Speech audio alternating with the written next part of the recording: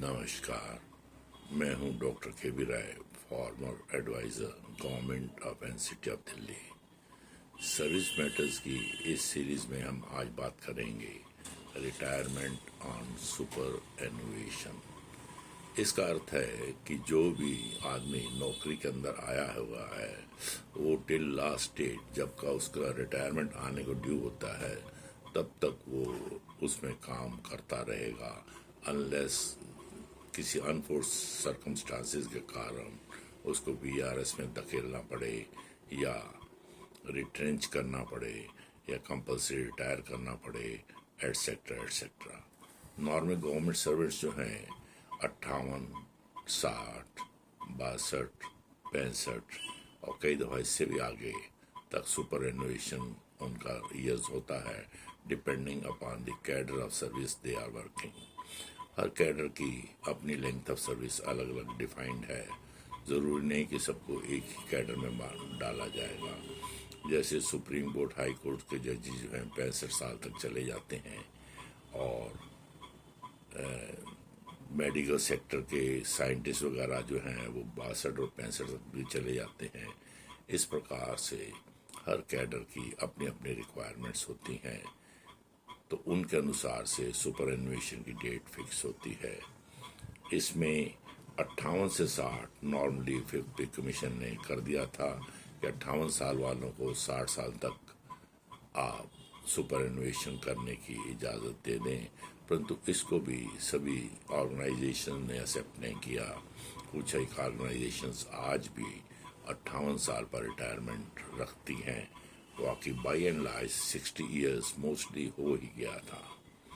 Third पे commission ने इसमें थोड़ा सा और तरमीम किया था कि जो भी एम्प्लॉय है आगे डेट ऑफ रिटायरमेंट के हिसाब से उसको रिटायर कर दिया जाता mid of the month etcetera में, परंतु उन्होंने कहा कि लास्ट वर्किंग डे जो ऑफ द मंथ जिसमें वो पैदा हुआ है उसके अनुसार ही उसको रिटायर किया जाएगा।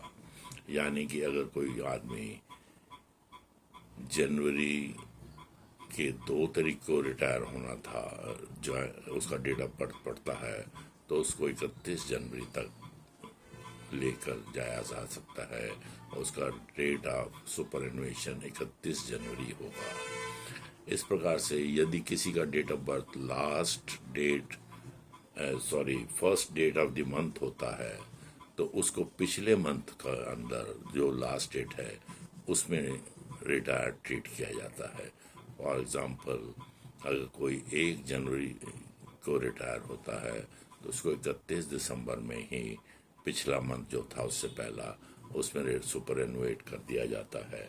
ये इसलिए किया गया था कि एक किस्म का यूनिफॉर्मिटी रहे और रिटायरमेंट की डेट के बारे में सबको श्योरिटी रहे कि वो कब रिटायर होने वाले हैं।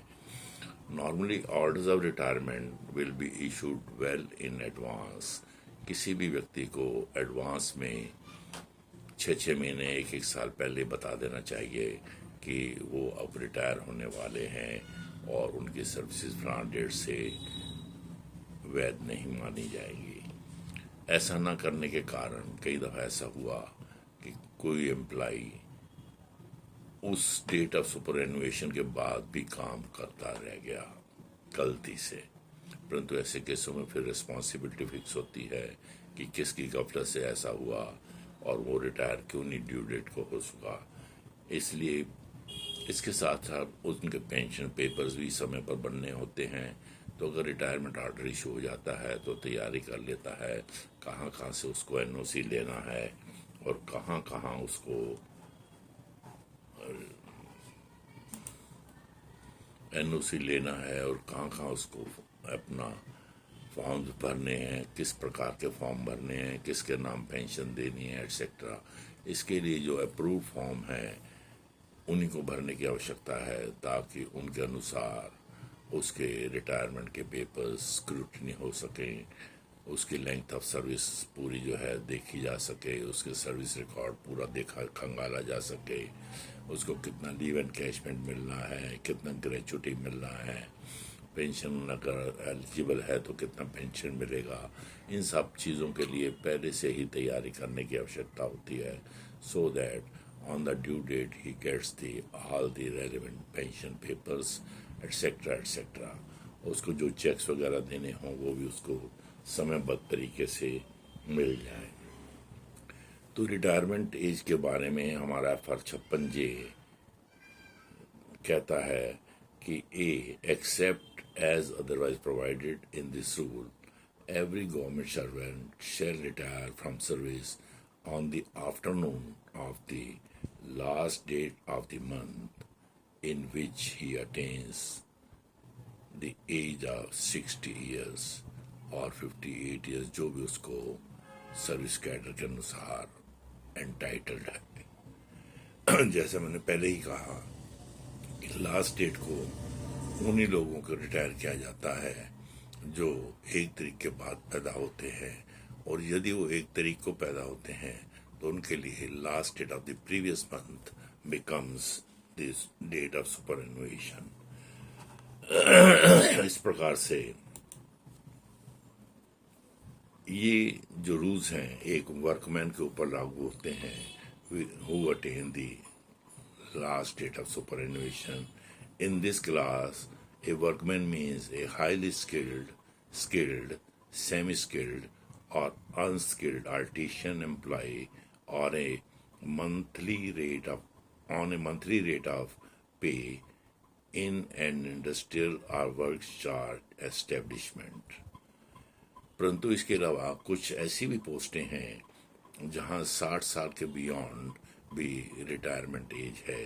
The age of superannuation in respect of general duty medical officers, specialists included in teaching, non-teaching, and public health subcadres, etc., or Director General of Armed Forces, Medical Services, medical officer.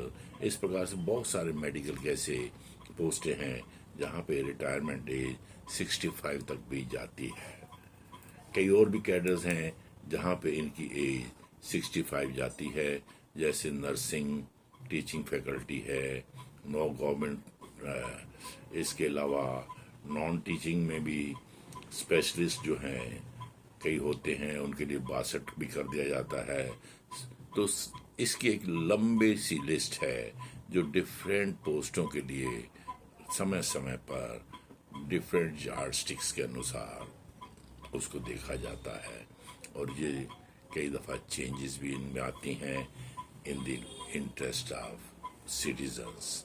Public interest में कई पोस्टों की extension भी कर दी जाती है beyond 60, 62, 65 ऐसे किया जाता है। तो एमिनेंट साइंटिस्ट जो हैं इनको 64 तक ले जाने का प्रयास किया जाता है, परंतु उनकी फिर भी अगर ज़रूरत पड़े तो हालांकि एक्सटेंशन अलाउड नहीं है, पर उन एमिनेंट साइंटिस्ट को एक्सटेंशन भी दे दी जाती है।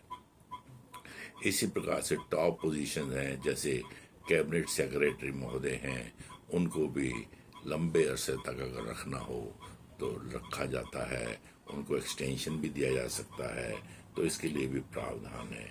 इसी प्रकार से कुछ और पोस्टें हैं जैसे defence secretary, foreign secretary, home secretary, director intelligence bureau, secretary research and analysis wing, और director CBI, director ED etcetera.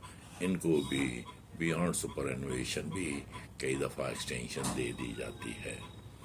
तो इस प्रकार से डिफरेंट कैडर्स और डिफरेंट पोस्टों के ऊपर डिफरेंट किस्म के rules regulations according to public interest बनाए गए हैं, ताकि उनके एक्सपीरियंसेस का प्रॉपर यूटिलाइजेशन हो सके और उनको एक रेस्पेक्टेबल पोस्ट से रिटायर किया जाए on attaining the date of superannuation.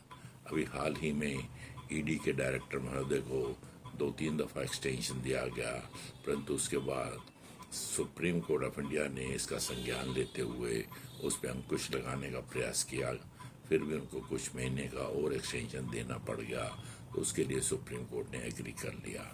तो इस प्रकार से हमारे यहाँ पे सुपरएनुएशन जो है उसमें वही व्यक्ति आते हैं जिनका टेन्योर ढंग से चल रहा हो, कोई कंप्लेंट ना हो, उनके वर्क एंड कंडक्ट प्रॉपर हो, वही सुपरएनुएशन तक जाते हैं। और नॉर्मली अधिकतर अधिकारी कर्मचारी डेट ऑफ सुपरएनुएशन को ही रिटायर होते हैं। उनका pension papers well in advance तैयार कर लेने चाहिए, विजिलेंस क्लियरेंसेस लेनी हो वेल इन एडवांस ले लेनी चाहिए, और उनका जो डेट ऑफ रिटायरमेंट का ऑर्डर निकालना है सुपरएनुएशन का, वो भी वेल इन एडवांस निकल जाना चाहिए, ताकि कोई beyond date of superannuation work ना करता रह जाए। इस प्रकार से जो गवर्नमेंट ऑफ इंडिया के इस संबंध में रूल्स रेगुलेशंस हैं, ONM हैं, उनका समय समय पर संज्ञान लेकर इसके बारे में एस्टेब्लिशमेंट को, अकाउंट्स को, एटसेट्रा इन सबको मिलकर काम करना होगा, ताकि सुपरएनुएशन आराम से हो जाए और पेंशनेबल वालों को पेंशन आराम से मिल जाए, अलग ड्यू फंड्स जो हैं वो भी उसको समय पर मिल जाएं। ये तभी हो पाएगा जब इसके लिए कम से कम 6 महीने पहले आप कार्रवाई करना स्टार्ट करेंगे। धन्यवाद।